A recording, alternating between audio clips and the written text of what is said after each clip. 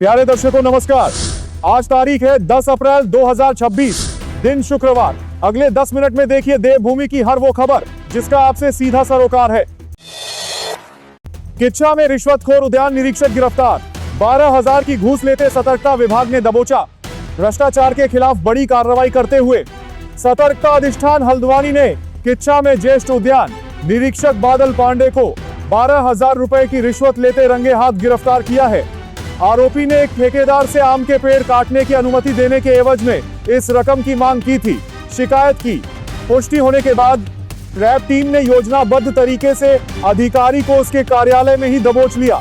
सतर्कता विभाग के निदेशक ने जनता से अपील की है कि भ्रष्टाचार के खिलाफ इस अभियान में सक्रिय भागीदारी निभाएं और किसी भी सूचना के लिए टोल फ्री नंबर 1064 का उपयोग करें। चार धाम यात्रा 2026 पर सीएम धामी का सख्त एक्शन प्लान, सुरक्षा और सुविधा पर विशेष जोर। मुख्यमंत्री पुष्कर सिंह धामी ने चार धाम यात्रा 2026 की तैयारियों को लेकर एक उच्च स्तरीय समीक्षा बैठक की। उन्होंने अधिकारियों को स्पष्ट निर्देश दिए कि यात्रा को हर दृष्टि से सुव्यवस्थित, सुरक्षित, स्वच्छ और तकनीक से सशक्त बनाया जाए। हेली सेवाओं में मानवीय संवेदनशीलता को प्राथमिकता देने और विमानों की नियमित मेंटेनेंस सुनिश्चित करने को कहा गया है। श्रद्धालुओं की सुविधा के लिए real time monitoring, slot management और बेहतर स्वास्थ्य सेवाओं पर विशेष जोर दिया गया है। दिल्ली से हरिद्वार ऋषिकेश तक दौड़ेगी नमो भारत, 3 घंटे में पूरा होगा सफर। मुख्यमंत्री पुष्कर सिंह धामी ने केंद्र सरकार को नमो भारत कॉरिडोर को मेरठ से हरिद्वार और ऋषिकेश तक बढ़ाने का प्रस्ताव दिया है। इस कॉरिडोर के बनने से दिल्ली से ऋषिकेश की दूरी मात्र 3 घंटे में तय की जा सकेगी। प्रस्तावित रूट नेशनल हाईवे 58 के समानांतर मुजफ्फरनगर, रुड़की और ज्वालापुर जैसे महत्वपूर्ण शहरों को जोड़ेगा। इस परियोजना से उत्तराखंड में पर्यटन और औद्योगिक विकास को बड़ी गति मिलने की उम्मीद है। हालांकि राजाजी नेशनल पार्क जैसे संवेदनशील क्षेत्रों के कारण पर्यावरणीय मंजूरियां और भूमि अधिग्रहण इस प्रोजेक्ट के लिए प्रमुख चुनौतियां साबित हो सकती हैं। ऋषिकेश के बजरंग सेतु का उद्घाटन से पहले टूटा कांच, पर्यटकों की आवाजाही पर लगी रोक। लक्ष्मण झूला पुल के विकल्प के रूप में बन रहे बजरंग सेतु के फुटपाथ पर लगा पारदर्शी कांच उद्घाटन से पहले ही एक बार फिर टूट गया है। यह तीसरी बार है जब कांच में दरारें आई हैं, जिससे पुल की निर्माण गुणवत्ता पर गंभीर सवाल उठ रहे हैं। सुरक्षा के मद्देनजर फिलहाल फुटपाथ वाले दोनों किनारों से आवाजाही पूरी तरह रोक दी गई है। लगभग 69 करोड़ की लागत से बन रहे इस पुल का अभी औपचारिक लोकार्पण नहीं हुआ है, लेकिन लापरवाही के कारण लोग वहां फोटो और सेल्फी लेने पहुंच रहे थे। लोक निर्माण विभाग अब मामले की जांच कर रहा है। उत्तराखंड के 131 गांव और 3 नगर पंचायतों में सितंबर से होगी जनगणना। उत्तराखंड में जनगणना 2027 के पहले चरण की प्रक्रिया जल्द शुरू होने वाली है। 10 अप्रैल से 24 अप्रैल तक स्वगणना और उसके बाद मकान सूचीकरण का कार्य किया जाएगा। राज्य के स्नो बाउंड यानी हिम आच्छादित 131 गांवों और बद्रीनाथ, केदारनाथ व गंगोत्री जैसी नगर पंचायतों में जनसंख्या की गणना 11 सितंबर से 30 सितंबर 2026 के बीच की जाएगी।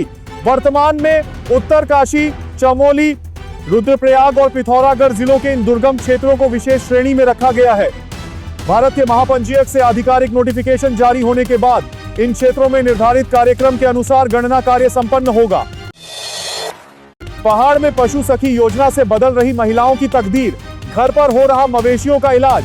मुख्यमंत्री पुष्कर सिंह धामी की पहल पर पौड़ी, गढ़वाल सहित राज्य के दूरस्थ गांवों में पशु सखी मॉडल एक सफल मॉडल के रूप में उभर रहा है। इसके तहत स्वयं सहायता समूहों की महिलाओं को प्रशिक्षित कर पशुओं के प्राथमिक उपचार, टीकाकरण और टैगिंग जैसी सेवाएं घर घर पहुंचाने के लिए तैयार किया गया है।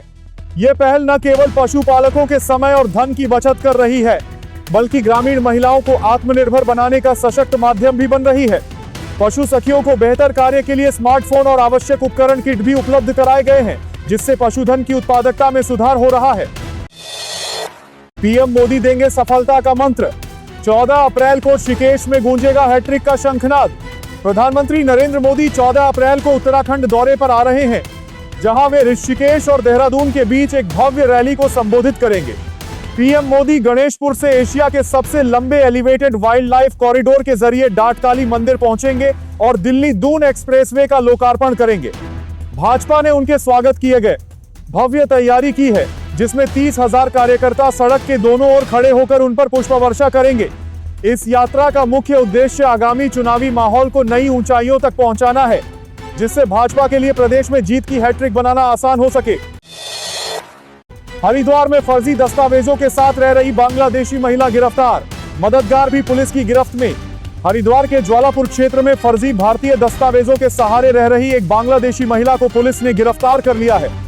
ऑपरेशन प्रहार के तहत की गई इस कार्रवाई में महिला के पास से बांग्लादेश के असली दस्तावेजों के साथ साथ फर्जी आधार कार्ड, पैन कार्ड और भारतीय पासपोर्ट भी बरामद हुए हैं। पुलिस ने महिला की मदद करने वाले एक स्थानीय युवक को भी हिरासत में लिया है, जिसने ये फर्जी दस्तावेज तैयार करवाने में सहायता की थी। पकड़ी गई महिला वर्ष 2023 से अवैध रूप से भारत में रह रही थी। पुलिस अब इस पूरे फर्जीवासे के नेटवर्क की तलाश कर रही है। उत्तरकाशी के मोक्ष केदार घाट पर अधजले शवों को नोच रहे कुत्ते, स्थानीय लोगों में भारी रोष। उत्तरकाशी मुख्यालय स्थित मुख्य मोक्ष केदार घाट पर एक विचलित कर देने वाला दृश्य सामने आया है, जहां लावारिस कुत्ते अधजले शवों के टुकड़ों को नोच रहे हैं। गंगा विचार मंच ने प्रशासन पर सफाई व्यवस्था की अनदेखी का आरोप लगाया है। स्थानीय लोगों का कहना है कि इंसानी मांस का स्वाद लगने के कारण ये कुत्ते हिंसक हो रहे हैं और अब तक 18 लोगों को काटकर घायल कर चुके हैं। मंच ने मांग की है कि प्रशासन और नगर पालिका को मिलकर इन कुत्तों को पकड़ने और घाटों पर अंतिम संस्कार के बाद स्वच्छता सुनिश्चित करने के लिए तत्काल विशेष अभियान चलाना चाहिए। पूर्व सैनिकों को बड़ी सौगात, खटीमा में सीएम धामी ने कैंटीन और सैनिक मिलन केंद्र का किया लोकार्पण। मुख्यमंत्री पुष्कर सिंह धामी ने खटीमा के खेतलसंडा में 715.51 लाख रुपए की लागत से निर्मित सीएसटी कैंटीन और 162.24 लाख रुपए के सैनिक मिलन केंद्र का लोकार्पण किया। अपने पिता स्वर्गीय सूबेदार शेर सिंह धामी की पुण्यतिथि पर आयोजित इस कार्यक्रम में मुख्यमंत्री भावुक नजर आए। उन्होंने वीर नारियों और शहीदों के परिजनों को सम्मानित करते हुए कहा कि उनके पिता के संघर्षपूर्ण जीवन और सेना के सिद्धांतों ने ही उन्हें जनसेवा की प्रेरणा दी है।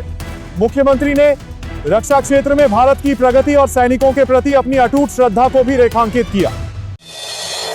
अग्निवीर भर्ती 2026 के लिए आवेदन की अंतिम तिथि 10 अप्रैल, जल्द करें रजिस्ट्रेशन। भारतीय सेना में अग्निवीर भर्ती 2026 के तहत आवेदन करने का आखिरी मौका है। 10 अप्रैल 2026 तक ऑनलाइन पंजीकरण की खिड़की खुली रहेगी। इस बार भर्ती प्रक्रिया में एक अहम बदलाव किया गया है, जिसके तहत अभ्यर्थी एक साथ 2 अलग-अलग पदों के लिए आवेदन कर सकते हैं। कॉमन एंट्रेंस टेस्ट का आयोजन 1 जून से 15 जून 2026 के बीच देश के विभिन्न केंद्रों पर किया जाएगा।